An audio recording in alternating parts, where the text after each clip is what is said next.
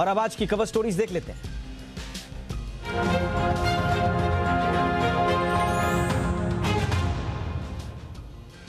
तो आज की कवर स्टोरी में हम राजनीति से लेकर कोरोना और अंतर्राष्ट्रीय जगत हर स्टोरी को कवर करने की कोशिश करेंगे। सबसे पहले बात करेंगे देश में विकराल होते कोरोना की, लॉकडाउन को लेकर चल रही गहमा गहमी का 360 डिग्री एनालिसिस करेंगे। दूसरी कवर स्टोरी में बात करेंगे वैक्सीनेशन की, समझेंगे कि वैक्सीनेशन कहां पहुंचा है, क्या क्या चुनौतियां हैं, रूसी वैक्सीन स्पुतनिक वी भारत के लिए कितनी कारगर साबित हो सकती है, कुंभ में क्यों बढ़ने लगा है कोरोना का खतरा, ये भी समझने की कोशिश करेंगे। नजर दौड़ाएंगे बंगाल के 5वें चरण के रण के साथ, और साथ ही साथ बात करेंगे कारोबार जगत की, मनोरंजन जगत की तमाम खबरें। लेकिन इस वक्त की सबसे बड़ी खबर आपको दे दें जो कि राजनीति के हलकों से आ रही है। भारत निर्वाचन आयोग ने पश्चिम बंगाल की मुख्यमंत्री ममता बनर्जी पर 12 अप्रैल की रात 8 बजे से 13 अप्रैल की रात 8 बजे यानी कि 24 घंटे तक किसी भी तरह के प्रचार करने पर प्रतिबंध लगा दिया है। तो ममता बनर्जी पर यह बड़ा बैन, चुनाव प्रचार पर 24 घंटे का बैन, हिंदू मुस्लिम बयान पर ईसी की कार्रवाई हुई है। पश्चिम बंगाल में चुनावी माहौल के बीच में यह इस वक्त की सबसे बड़ी खबर है। चुनाव आयोग ने ममता बनर्जी के चुनाव प्रचार पर 24 घंटे का बैन लगाया है। दरअसल तुष्टीकरण के आरोप लगे थे ममता बनर्जी पर, मुस्लिमों को एक हो जाने का बयान दिया था और उसके बाद से उन पर लगातार हमले तेज हो रहे थे। खासतौर से बीजेपी लगातार ममता बनर्जी पर तुष्टीकरण के आरोप लगा रही थी। शिकायत चुनाव आयोग में भी गई और अब यह जानकारी आ रही है कि 24 घंटे का बैन चुनाव आयोग ने ममता बनर्जी पर लगा दिया है। 12 अप्रैल की रात 8 बजे से 13 अप्रैल की रात 8 बजे तक 24 घंटे पर चुनाव प्रचार। पूजा मेहता इस वक्त मेरी सहयोगी जुड़ चुकी हैं। पूजा, मुझे लगता है कि पश्चिम बंगाल की राजनीति में अब तक की यह सबसे बड़ी खबर है, ममता बनर्जी पर 24 घंटे का बैन। देखिए, बिल्कुल आप सही बता रहे हैं। पश्चिम बंगाल के मुख्यमंत्री सुप्रीमो ममता बनर्जी पर चुनाव आयोग की ओर से 24 घंटे का किसी भी तरीके का प्रचार का प्रतिबंध लगाया गया है। आज 8 बजे से लेकर कल यानी कि मंगलवार 8 बजे तक जो है वो किसी भी तरह का प्रचार नहीं कर पाएंगी। इस चुनाव आयोग की चिट्ठी में अलग अलग कारण दिए गए हैं। सबसे पहले तो प्रोवोकेटिव स्टेटमेंट्स का जिक्र किया गया है, जिससे मुख्यमंत्री ममता बनर्जी ने कहा था कि जितने भी माइनॉरिटी वोटर्स हैं वो एक साथ हो, एकजुट हो और जो है कुछ शैतानों को जो है वोट नहीं दिया जाए, क्योंकि ममता बनर्जी इस रिमार्क्स के माध्यम से इनडायरेक्टली अब्बास सिद्दीकी जो इंडियन सेक्युलर फ्रंट के नेता हैं उन पर अटैक कर रही थी। और साथ ही उस रिमार्क्स का भी जिक्र किया गया है जहां पर मुख्यमंत्री ममता बनर्जी ने कहा था लोगों को सेंट्रल फोर्स का घेराव करने के लिए। तो कुल मिलाकर ये जो है 24 घंटे का प्रतिबंध लगाया गया है प्रचार करने से। साथ ही मैं आपको ये भी बता दूं कि इससे पहले 2 शोकॉज नोटिस जो है 2 नोटिस भेजे गए थे मुख्यमंत्री ममता बनर्जी को प्रोवोकेटिव स्टेटमेंट्स के लिए, और आज जो है ये पूरी तरीके से 24 घंटे का प्रतिबंध लगाया गया उनके प्रचार पर। और पूजा, ईसी ने और कुछ भी कहा है क्या ममता बनर्जी पर बयानों को लेकर? क्या कोई एक्स्ट्रा हिदायत भी दी है? देखिए, उस चिट्ठी में लिखा गया है कि जिस तरीके से रिमार्क्स ममता बनर्जी ने रखे थे 7 तारीख को और उसके बाद 9 तारीख को, और लगातार वो हमलावर हो रही थी सेंट्रल फोर्स पर, और जो है जिस तरीके की बयानबाजी हो रही थी उससे राज्य में law and order situation deteriorate हो सकता है। इसलिए चुनाव आयोग को ये प्रतिबंध लगाना पड़ा। तो बहुत अहम है क्योंकि ये बड़ा झटका है मुख्यमंत्री ममता बनर्जी के। बिल्कुल बहुत अहम है, और इसका राजनीतिक इसका एनालिसिस करने के लिए इस वक्त मेरे साथ वरिष्ठ पत्रकार अकुश श्रीवास्तव जी जुड़ चुके हैं। अकुश जी, बहुत बहुत स्वागत है सर आपका। आपकी फौरी प्रतिक्रिया पश्चिम बंगाल की राजनीति में आज की, या जब से शुरुआत हुई है चुनाव प्रचार की अब तक की सबसे बड़ी खबर यही है, ममता पर ही बैन लग गया है। अब इसके इंप्लीकेशंस क्या होने वाले हैं पश्चिम बंगाल की राजनीति में सर? देखिए, इम्प्लीकेशन तो सीधे है, क्योंकि इस समय जिस दौर पे चुनाव चल रहा है और खास तौर पे जो रणनीतिकार हैं ममता के पीके के बयान के बाद में, जिसमें मोदी को भगवान, मोदी को सबसे बड़ा लोकप्रिय नेता, और जिस तरीके से पीके ने अपने आप के बयान को बदला है वो निश्चित रूप से ममता बनर्जी को नुकसान पहुंचाएगा। ऐसी स्थिति में अगर चुनाव आयोग, वैसे ये लग रहा था 4 दिन पहले से ही कि ममता के ऊपर इस तरीके के खतरे के निशान होने वाले हैं, क्योंकि इलेक्शन कमीशन ने ममता बनर्जी को नोटिस दे दी थी पहले ही, खास तौर से तब जब उसमें उन्होंने कहा था कि CAPF के रिमार्क जो उन्होंने उनके थे उसको देखते हुए उन्होंने उनके खिलाफ में बात मांगी थी, और फिर उसके बाद में भी ममता बनर्जी रुकी नहीं थी और चुनाव आयोग के खिलाफ में अजीबोगरीब तरीके से बयान देती रही थी। ममता बनर्जी का जितना उत्साही नेता है, जितना जुझारू नेता है, वो कई बार कई चीजें बहुत आगे चली जाती हैं, और इसीलिए इलेक्शन कमीशन ने कहा था कि जो उनके ऊपर इलेक्शन कमीशन पे जो आरोप उन्होंने लगाए थे कि साहब एक तरफा है और बीजेपी की पार्टी बन गई है, इलेक्शन कमीशन वगैरह वगैरह, तो चुनाव आयोग ने कहा था ये कम्प्लीटली फॉल्स हैं, झूठे हैं, प्रोवोकेटिव हैं और इनटेम्परेट स्टेटमेंट है जिसको कि नहीं बर्दाश्त किया जा सकता। और उन्होंने तो जब ये कह दिया कि ममता बनर्जी ने ये तक आरोप लगा दिया था कि अमित शाह के निर्देश पर CRPF जो है लोगों को रोक रही है और उनको परेशान कर रही है, और बहुत सारी चीजें जो सीधे सीधे आरोप इलेक्शन कमीशन की निष्पक्षता को लेकर के उठते थे वो लगा दिए थे। तो इलेक्शन कमीशन ने कहा ऐसा कतई नहीं है और उसके कोई आधार नहीं है, कोई कारण नहीं है। बिल्कुल सही कहा अक्कू जी आपने। अर्धसैनिक बलों को, CRPF को निशाने पर लेना, अल्पसंख्यकों को वोट के लिए बंटने न देने की अपील करना, और लगातार चुनाव आयोग पर तो एक तरह से पूरी तरह से मुखरती हमलावर थी। मोदी कोड ऑफ कंडक्ट बोल रही थी, कभी कभी हाथ जोड़ के विनती कर रही थी कि आप पक्षपाती क्यों बन रहे हैं, बीजेपी की क्यों सुन रहे हैं, हमारी भी सुन लीजिए। तो सीधे सीधे ममता बनर्जी पहले से ही चुनाव आयोग को चुनौती दे रही थी। तो अब क्या सुर नरम पड़ेंगे ममता जी के मिजाज को देखते हुए, या अब 24 घंटे के बाद ज्यादा हमलावर नजर आएंगी अक्कू जी? मुझे नहीं लगता कि ममता नरम पड़ेंगी, क्योंकि इस समय डेस्परेशन की राजनीति में आ गई है वो। उन्होंने तो जब खास तौर पे होम मिनिस्टर के लिए कह दिया था कि मैंने तो पूरी जिंदगी में ऐसा दंगाबाज और गुंडा आदमी नहीं देखा है।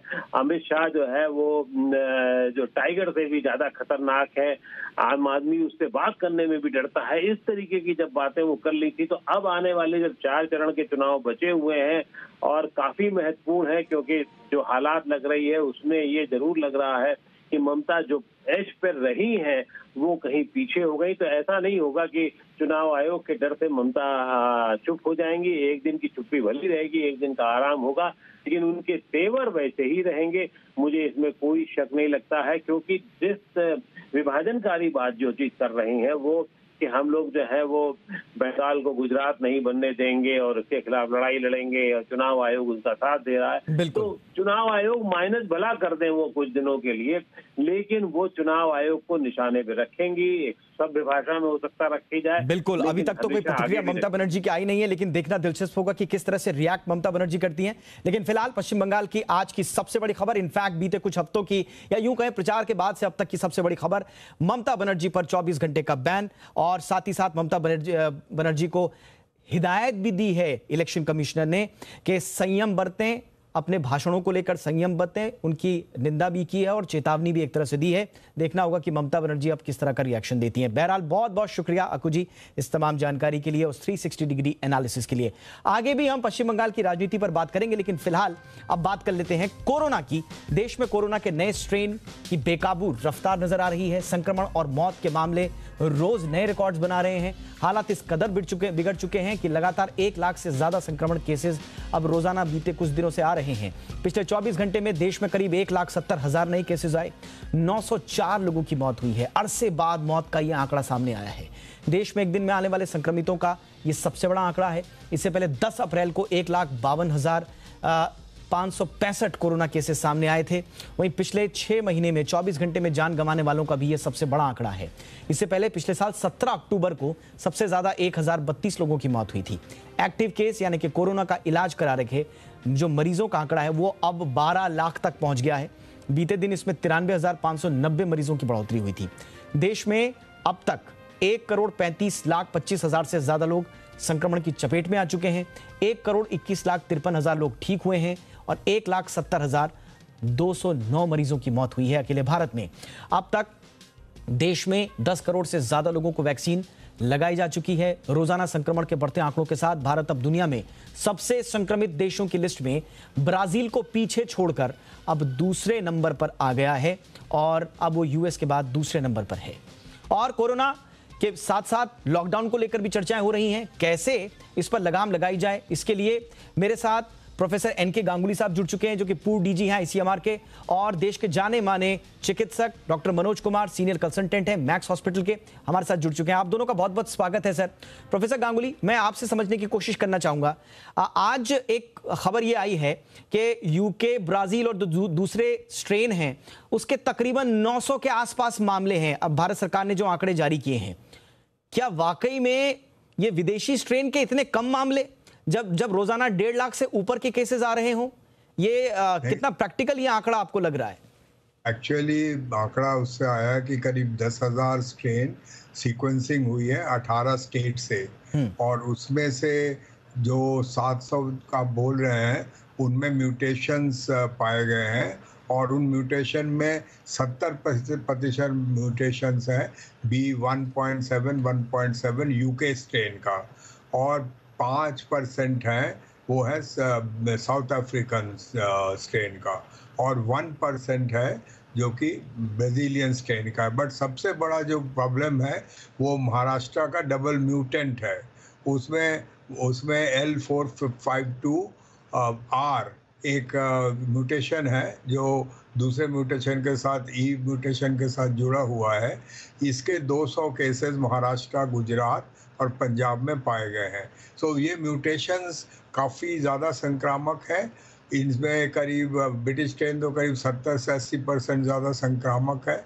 तो अगर ये हो जाता है किसी को, वो काफ़ी लोगों में ये फैला देता है।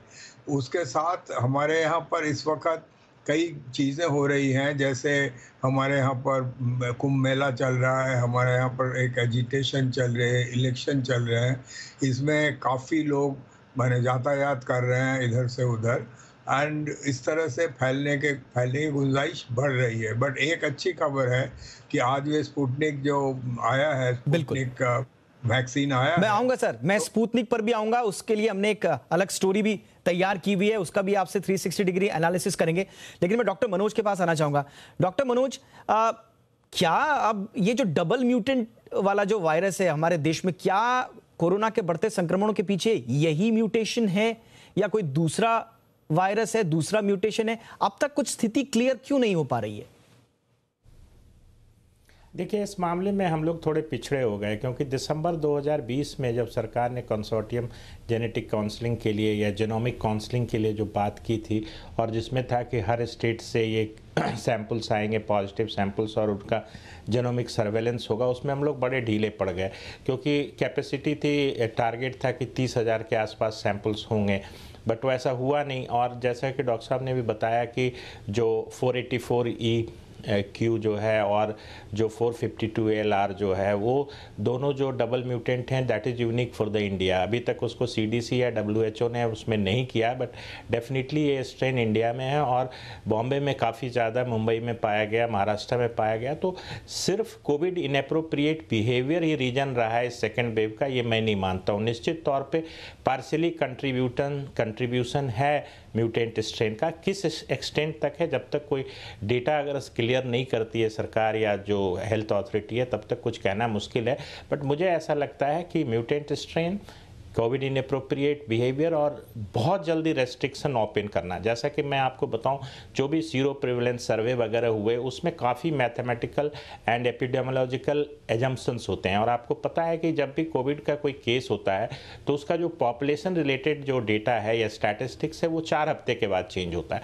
हमारे यहाँ फरवरी में बहुत कम केस था, सडनली अप्रैल में बिल्कुल एक सर्ज सा आ गया। तो इसका मतलब है कि जिस समय हमने रेस्ट्रिक्शन रिलीज किया उस समय वायरस यहाँ था, चाहे वो ओरिजिनल वर्सन था या म्यूटेंट वर्सन था। जो कि म्यूटेंट वर्सन है वो 60% ज़्यादा ट्रांसमिसिबल है, ज़्यादा फैटल है। अगर आप सोचिए कि ओल्डर वर्सन 1 डेथ कर रहा है तो ये 1.6 डेथ कर रहा है, तो फैटलिटी भी बढ़ रही है। 1,70,000 के आसपास केस पहुंच गए हैं। और ये मैं बता दूं आपको कि ये पिक नहीं है, इससे भी ज़्यादा केसेस होंगे अप्रैल के 3rd वीक में। तो निश्चित तौर पे ये जो ये आप बड़ी बात कह रहे हैं सर कि अभी पीक नहीं आया है, इससे भी ज़्यादा केसेस होंगे।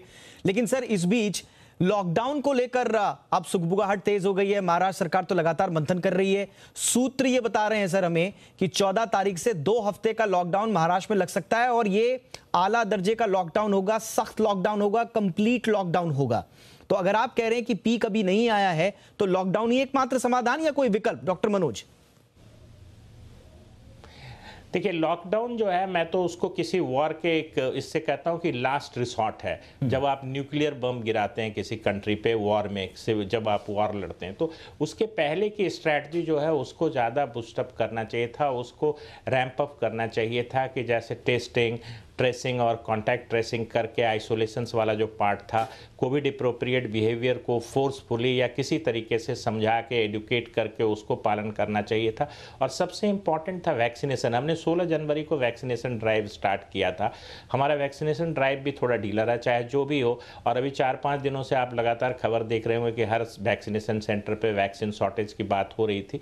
आज एक बड़ा ग्रेट दिन है कि स्पुतनिक भी इंक्लूड हुआ, और जिसका थर्ड फेज का जो इंट्रीम एनालिसिस का रिजल्ट है उसमें 91% इसकी एफिकेसी देखी गई है। तो अभी जो मौजूद कोविशील्ड एंड कोवैक्सीन जो हैं उससे ये ज़्यादा लग रहा है कि इफेक्टिव होगा। तो वैक्सीनेशन, टेस्टिंग और ट्रेसिंग करके और इसको ज़्यादा इस्तेमाल करके, और ये जितने जो रेस्ट्रिक्शंस खुले थे, चाहे जिस वजह से खुल गए थे, सिनेमा हॉल्स के, जिम एसोसिएशंस का प्रेशर, हर जगह से प्रेशर आया था, सरकार मजबूर हो गई थी इन चीज़ों को खोलने के लिए। तो मुझे लगता है कि वो टू अर्ली था, अभी उसको दोबारा उसको लागू किया जाए। और लॉकडाउन मुझे लगता है लास्ट रिसॉर्ट है इस पैंडेमिक को। उससे पहले आपके पास कई विकल्प हैं, और उन विकल्पों में जिसका जिक्र आज अब से कुछ देर पहले हमारे दोनों मेहमानों ने किया है, स्पुतनिक वैक्सीन, उसका भी जरा समझ लेते हैं क्या है मामला।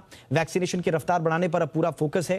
प्रधानमंत्री नरेंद्र मोदी के निर्देश पर देश में 11 से 14 अप्रैल तक टीका उत्सव का आयोजन किया जा रहा है। इस दौरान ज्यादा से ज्यादा योग्य लोगों को वैक्सीन देने की कोशिश भी की जा रही है। अब तक भारत में वैक्सीनेशन के अगर आंकड़ों की अगर हम बात कर लें, अब तक भारत में 85 दिन में 10 करोड़ वैक्सीनेशन कर दिया गया है। दुनिया में किसी भी देश ने इतनी तेजी से वैक्सीनेशन नहीं किया है। अमेरिका में भी 89-90 दिनों में यह मामला था 10 करोड़ का। लेकिन जनसंख्या को देखें तो अभी भी टीकाकरण की रफ्तार धीमी है। वैक्सीन शॉर्टेज की शिकायतों के बीच केंद्र सरकार ने इस बीच एक बड़ा फैसला लिया है। वैक्सीन अप्रूवल के लिए सब्जेक्ट कमेटी जो होती है उसने रूसी वैक्सीन स्पुतनिक वी को मंजूरी दे दी है। भारत में स्पुतनिक वी का हैदराबाद में डॉक्टर रेड्डीज लैब के साथ मिलकर ट्रायल किया जा रहा है, उसी के साथ प्रोडक्शन भी चल रहा है। हालांकि अभी इस वैक्सीन को ड्रग कंट्रोल की मंजूरी मिलना बाकी है। भारत में फिलहाल 2 वैक्सीन अभी इस्तेमाल हो रही हैं, अब ये तीसरी हो जाएगी। देख लेते हैं पहले कि वैक्सीन जो है स्पुतनिक वैक्सीन, इसका पूरा A to Z कहानी क्या है, कितना असर ये कर सकती है, कितना महत्वपूर्ण है इसका इस चरण में जुड़ जाना, और इसका विश्लेषण फिर अगले चरण में करेंगे। पहले आप ये रिपोर्ट के जरिए जरा स्पुतनिक वी को समझिए।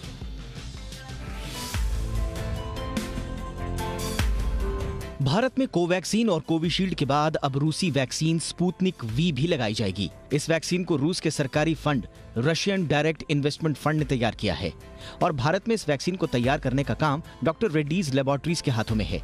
स्पुतनिक वी के अब तक उपलब्ध नतीजों की बात करें तो ये मौजूदा कोवैक्सीन और कोविशील्ड से भी ज्यादा कारगर बताई जा रही है। तीसरे फेज के ट्रायल में स्पुतनिक वी का एफिकेसी रेट 91.6% पाया गया। वहीं कोवैक्सीन की बात करें तो इसने फेज 3 ट्रायल्स में 81% एफिकेसी हासिल की थी। कोविशील्ड की एफिकेसी 62% के आसपास थी। हालांकि कोविशील्ड के 1.5 डोज देने पर इसकी एफिकेसी बढ़कर 90% पहुंच गई। कोविशील्ड और कोवैक्सीन की तरह ही स्पुतनिक वी के भी 2 डोज दिए जाएंगे। इसे 2 से 8 डिग्री सेल्सियस तापमान में स्टोर करना होता है। देश में फिलहाल सरकारी अस्पतालों में मुफ्त वैक्सीन लगाई जा रही है, तो वहीं निजी अस्पतालों में 250 रुपए में वैक्सीन लग रही है। अब स्पुतनिक वी को मंजूरी तो मिल गई है, लेकिन सवाल यह है कि इसकी कीमत क्या होगी। भारत में अभी स्पुतनिक वी के क्या दाम होंगे ये स्पष्ट नहीं है, लेकिन विदेशों में ये वैक्सीन $10 यानी 750 रुपए से भी कम प्रति डोज मिल रही है। भारत में डॉक्टर रेड्डीज का 10 करोड़ से ज्यादा स्पुतनिक वैक्सीन मैन्युफैक्चर करने का प्लान है।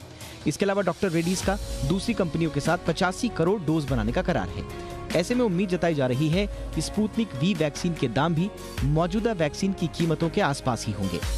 देश में एक और वैक्सीन को मंजूरी मिलने से देश में वैक्सीन शॉर्टेज की शिकायतों से कुछ राहत मिल सकती है, और साथ ही वैक्सीनेशन को तेज करने में भी बड़ी मदद मिलने की उम्मीद है। ब्यूरो रिपोर्ट, जी मीडिया। प्रोफेसर गांगुली मेरे साथ जुड़े हुए। प्रोफेसर गांगुली, 250-300 में मिलेगी स्पुतनिक या एक्सपेक्ट करें कि थोड़ा ज्यादा इसके प्राइस होंगे? नहीं, इसकी प्राइस सस्ती होगी। रशियन वैक्सीन की प्राइस ऑलवेज सस्ती होती है। और ये जो पहले इसके बारे में लोगों को डाउट था, बट इसके बड़ा क्लेवर कंपोजिशन है। इसमें 2 एडिनोवायरस वेक्टर्स जो मौजूदा वैक्सीन ऑलरेडी ग्रांटेड हैं वो इसमें मिलाए गए हैं, और एक को सेंसिटाइज करते हैं, दूसरे से बूस्टर देते हैं। तो पहले इसलिए वो था कि सिर्फ 78 लोगों से इन्होंने सेकंड फेज किया था, बट बाद में इन्होंने रशिया में इसको बहुत ज़बरदस्त यूज़ किया। अब ये ढेर सारी कंट्रीज़ में यूज़ हो चुकी है जहाँ पर कि म्यूटेंट्स हैं, और वहाँ पर ये कारगर हुई है 90% तक। और जब भारत में पहली वैक्सीन हो रही थी तब भारत में म्यूटेंट्स नहीं थे। जब ये इस वैक्सीन का ट्रायल हुआ तब भारत में म्यूटेंट्स थे। तो इसलिए मुझे आशा लगता है कि ये म्यूटेंट्स पर काम करेगी, और इसको तुरंत लाने के लिए एक इम्पॉर्टेंट वो है कि इसको हम रशिया से इंपोर्ट भी कर सकते हैं। रशिया में प्रोडक्शन बहुत हाई कर दिया है, जब तक रेड्डीज लेबोरेटरी एनफ बनाती है हम इसको इंपोर्ट भी कर सकते हैं। और जो हमारी स्ट्रैटेजी वाइज अभी जो सर्जेस हो रहे हैं वो हो रहे हैं 29 साल और उसके ऊपर वाले एसिम्प्टोमेटिक लोग हैं वो फैला रहे हैं, 45 साल के ऊपर वाले नहीं फैला रहे हैं। तो ये जो वायरस है दूसरे वायरसों से फ़र्क है। दूसरे वायरस जो इन्फेक्टेड होते हैं वो फैलाते हैं, जिनको डिजीज़ होती है। ये जो वायरस है ये एसिम्प्टोमेटिक लोग फैलाते हैं, और जो लोग सबसे ज़्यादा काम और सर्विसेज में जुड़े। लेकिन डॉक्टर मनोज, कब तक ये हमारी फ्लीट को ज्वाइन कर लेगी वैक्सीन की? देखिए, टाइम प्रोफाइल तो एग्जैक्टली बताना मुश्किल है, बट चूंकि मुझे लगता है कि फर्स्ट फेज में जो स्पुतनिक वी आ रही है वो रसिया से आ रही है और शायद रेडिस लैब को बनाने में थोड़ा समय लगेगा। तो मुझे लगता है कि जितना शीघ्र, क्योंकि वैक्सीन की जो डेफिसिट है उसको कहीं ना कहीं पूरा करना होगा, और जब तक कि हो सकता है कि नए और vaccine, Johnson vaccine, Zydus Cadila की वैक्सीन और वो जो नेजल स्प्रे वाली वैक्सीन है वो भी आ जाए, तो इस तरह से पूरे 5 वैक्सीन मिल के हमारे देश की जो वैक्सीन की ज़रूरत है उसको पूरी कर दें। ठीक है, चलिए अब एक जरा महत्वपूर्ण खबर का रुख कर लेते हैं। आप दोनों बने रहिए सर हमारे साथ। कोरोना महामारी के बीच चल रहे कुंभ मेले में संक्रमण की चिंताएं बढ़ गई हैं। यहां लगातार बढ़ती भीड़ से कोरोना संक्रमण का डर बढ़ गया है। रिपोर्ट देखिए, थोड़ा सा इस पर चर्चा भी करेंगे।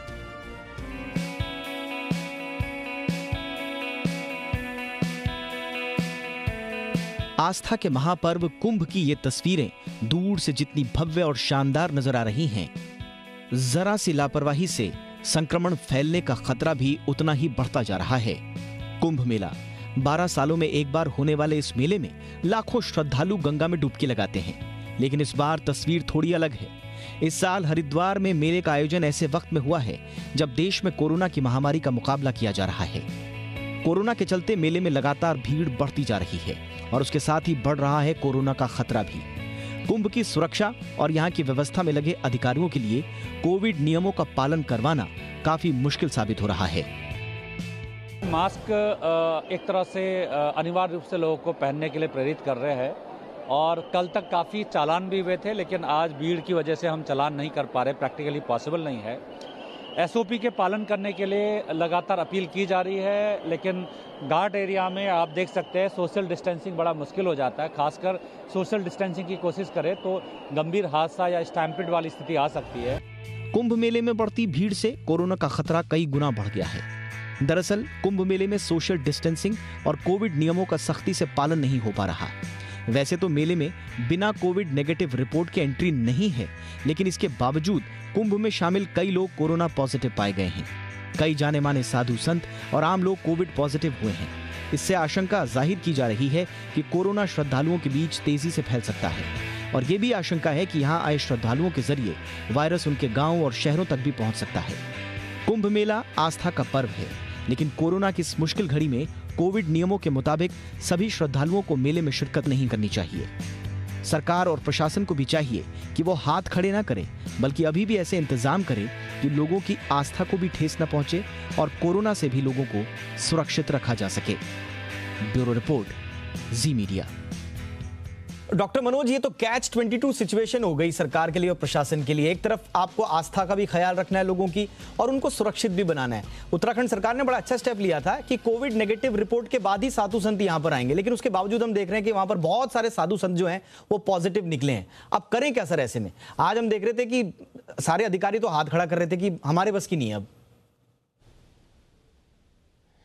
देखिए, मैं दीपक जी आपको एक चीज़ बताऊं कि ये जो इस तरह के जो इवेंट्स होती है ना, इनको मैं सुपर स्प्रेडर इवेंट्स बोलता हूं। चाहे ये धार्मिक हो, गैर धार्मिक हो, शादी हो, ब्याह हो, या किसी भी तरह का आंदोलन हो या चुनावी रैली हो, तो एक जब कोई इंडिविजुअल कोविड इनएप्रोप्रिएट बिहेवियर करके किसी ग्रुप में या गैदरिंग में जाता है तो हम उसको सुपर स्प्रेडर बोलते हैं। बट जब आप एक ऑर्गेनाइज करते हैं इवेंट्स जहाँ पे आप इस चीज़ के लिए आमंत्रित करते हैं, वहाँ पे इतनी भीड़ है, ये संभव नहीं है कि वहाँ पे जहाँ पे लोग नहा रहे हैं वहाँ पे वो मास्क नहीं लगा सकते हैं। ये रिचुअल्स हैं, ठीक है, ये आस्था का विषय है, मैं इस विषय पे ज़्यादा कुछ नहीं बोलूँगा। बट जो आज की स्थिति है और परिस्थिति है, उसको समझते हुए किसी भी धार्मिक आयोजन को, चाहे वो हिंदू धर्म से रिलेटेड हो, मुस्लिम से हो, इस्लाम से हो, ईसाई से हो, किसी भी तरह की गैदरिंग्स को आपको चाहिए कि लीगली या इस तरीके से, एक तरह से थोड़ा सा लगता है फर्म सा, क्योंकि आस्था का विषय है तो इस पे लोग एनॉयड हो जाते हैं, बट एक फर्म स्टेप लेना पड़ेगा कि एक लिमिटेड वे में, एक समझिए कि बहुत कम गैदरिंग में इस तरह की आस्था भी बनी रहे और लोगों का बचाव भी होता रहे। क्योंकि एक जिस तरीके से ये विस्फोट होता है, चाहे वो किस तरह के कुंभ का मेला हो या जो कोई गैदरिंग हो या चाहे चुनावी रैली हो, उसके बाद बिल्कुल सिचुएशन अनकंट्रोल हो जाती है। इसका हेल्थ केयर सिस्टम पे असर पड़ता है, पूरा सिस्टम कोलैप्स हो जाता है। आज जगह जगह लोग आईसीयू बेड्स के लिए, रेमडेसिविर के लिए, टॉर्सिलिजुमेब के लिए भाग रहे हैं। बट अगर आप इस चीज़ पे कंट्रोल नहीं करेंगे तो फिर आप उस चीज़ को आप पूरा कर ही नहीं सकते। आप सोचिए कि अगर 2 लाख केस होता है, उसका 5% भी अगर 10,000 इंटेलिजेंट, एक क्लेवर, एक फर्म, एक कठोर निर्णय अब लेने की बारी सरकार के लिए सामने है। क्योंकि जैसा बता रहे हैं कि एक गलत निर्णय जो है वो फिर पूरी की पूरी स्वास्थ्य व्यवस्था को चरमराने के लिए काफी होता है। एक दिलचस्प खबर का रुख करते हैं, क्योंकि नेजल स्प्रे का जिक्र हो रहा था। एक अच्छी खबर ब्रिटेन से आई है। एक क्लिनिकल ट्रायल में सैनोटाइज से कोरोना बेहतर ढंग से इलाज में कामयाबी मिलने की बात सामने आई है। ट्रायल में पाया गया है कि सैनोटाइज के इस्तेमाल से, यानी कि नेजल स्प्रे, इसके इस्तेमाल से कोरोना के मरीजों में वायरस का असर 24 घंटे में 95% और 72 घंटे में 99% तक घट गया है। आइए देखते हैं इस क्लिनिकल ट्रायल में कोरोना के इलाज को लेकर क्या कामयाबी मिली है और कैसे इसके जरिए इलाज होगा।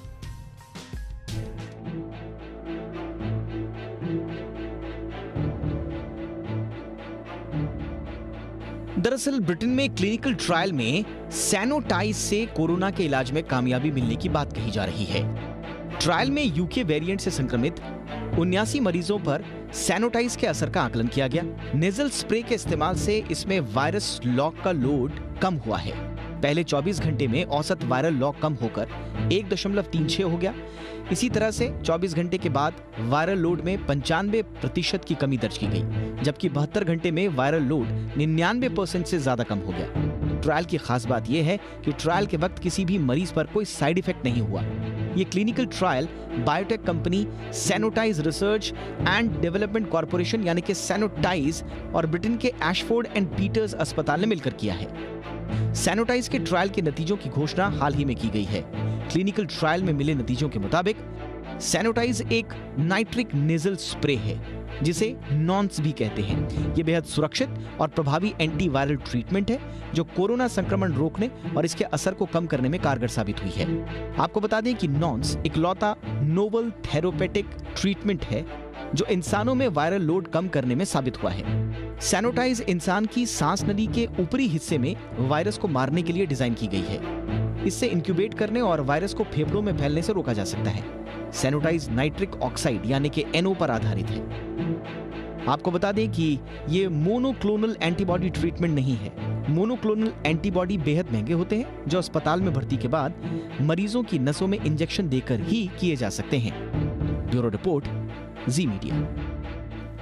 गांगुली सर, ये वैक्सीन जैसा है या ये दवाई है सर? ये नेजल स्प्रे ये दवाई है एक्चुअली। नाइट्रिक ऑक्साइड जो है ये ऑर्गेनिज्म को, सिर्फ वायरस को नहीं, पैरासाइट्स को भी मारती है, बैक्टीरिया को भी मारती है, और फ्री रेडिकल्स के साथ ये कंबाइन होकर पेरोक्सीनाइट्रेट्स बनाती है जो कि लोगों के लिए घातक होता है।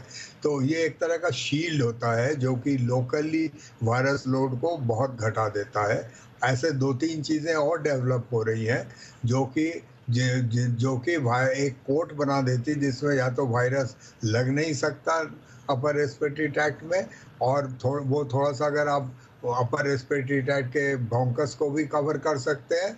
और ये बड़ा इनोवेटिव है, इसमें कोई खतरा नहीं है, ये एक बड़ी इंपॉर्टेंट चीज़ है। अच्छा। वैसे नेजल वैक्सीन में खतरा ये होता है कि आपको प्रेशर के साथ देना पड़ता है, कभी कभी ये क्रिब्रिफॉर्म प्लेट में छेद होते हैं, ब्रेन में पहुंचती है, आपको काफ़ी मेहनत करनी पड़ती है। बट ये जो वैक्सीन है ये कोई प्रेशर से नहीं डाली जा रही है, और ये ब्लड वेसल्स को भी वो करता है, उनको भी। ये अच्छी बात है, यानी कि ये सेफ है। ये बड़ी महत्वपूर्ण जानकारी आपने दी।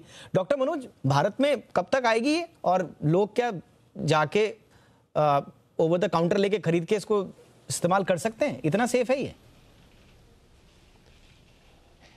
भारत में अभी तो फर्स्ट ट्रायल में अप्रूव्ड हुआ है, और मुझे लगता है कि लार्जर ट्रायल की रिक्वायरमेंट है। बट डेफिनेटली जो आपने बताया कि नाइट्रिक ऑक्साइड बेस्ड जो थेरेपी है उससे लोकल वायरस लोड कम होगा, और मुझे ऐसा लगता है कि जल्दी ही आएगा। और इसके और कुछ अल्टरनेटिव, जैसे डॉक्टर गांगुली भी बता रहे थे कि इसके ऐसे और कई चीज़ें हैं जो लोकल थेरेपी की तरह यूज होंगे, क्योंकि अभी बहुत सारी चीज़ें जो है एलर्जिक राइनाइटिस हो या नाक के इन्फेक्शन, साइनोसाइटिस में हम लोग इवन पहले सिस्टमिक स्टेरॉइड्स देते थे, हम लोकल स्टेरॉइड्स देते हैं। तो इस तरह की दवाइयाँ आएंगी। भारत में कब अवेलेबल होगी, क्योंकि हो सकता है कि जल्दी अवेलेबल हो जाए, क्योंकि ये कोई इतना बड़ा इसमें कोई रिसर्च की ज़रूरत नहीं है। अगर थोड़ा लार्जर सैम्पल साइज में अगर इफेक्टिव ये साबित हुई तो फिर ये बिल्कुल। और जैसा कि डॉक्टर गांगुली भी कह रहे हैं कि सेफ भी है ये, और इस्तेमाल करना भी आसान है, तो मुझे लगता है कि सरकार इस पर जल्द कोई फैसला ले सकती है। बहरहाल एक अच्छी खबर है, दिलचस्प भी है। नेजल स्प्रे से वायरल लोड कम से कम होगा तो लोग ज्यादा सुरक्षित होंगे। बहरहाल बहुत बहुत शुक्रिया डॉक्टर गांगुली हमसे बातचीत करने के लिए। डॉक्टर मनोज, आपने भी हमारे लिए वक्त निकाला, thank you so much sir. तो इसी के साथ ये था अब कोरोना और उससे जुड़ी हुई खबरों का 360 डिग्री एनालिसिस। थोड़ा सा वापस पॉलिटिक्स की तरफ आते हैं। पश्चिम बंगाल में सियासी दांवपेच का दौर जारी है। 5वें चरण के मतदान के लिए प्रधानमंत्री नरेंद्र मोदी ने आज 3 रैलियां की हैं बंगाल में, तो केंद्रीय गृह मंत्री ने भी रोड शो किया। इस दौरान बीजेपी के दोनों दिग्गजों ने ममता बनर्जी को आड़े हाथों लिया। पीएम मोदी ने कहा कि बंगाल की जनता ने ममता बनर्जी को क्लीन बोल्ड कर दिया है, तो अमित शाह ने कूच बिहार नरसंहार का नाम लेते हुए दीदी को घेरा और अपने इस्तीफे से पहले उनका त्यागपत्र जारी होने की बात कही। बर्धमान रैली में पीएम मोदी ने ममता बनर्जी पर जमकर हमला बोला। पीएम ने कहा कि दीदी का गुस्सा उनकी बौखलाहट बढ़ा रहा है, क्योंकि बंगाल में आधे चुनावों में टीएमसी साफ हो गई है और अब तक बीजेपी 100 सीटें तो जीत चुकी है। साथ ही पीएम ने यह भी कहा कि वो यानी कि दीदी खेला करने चली थी, लेकिन उनके साथ ही अब खेला हो रहा है। मुख्यमंत्री ममता बनर्जी ने भी पीएम मोदी पर निशाना साधा, पलटवार किया। ममता ने कहा कि मैंने सभी धर्म के लोगों के लिए काम किया है और अब सिर्फ एक काम रह गया है, वो है भाजपा को हटाने का काम। 2 दिन बाद बांग्ला नवो वर्षो शुरू होने जा रहा है। पहला बोईशाख के साथ ही बंगाल की सत्ता से दीदी की विदाई का काउंटडाउन शुरू हो जाएगा। बंगाल के लोगों ने तय कर दिया है, 2 मई दीदी जाच्छे।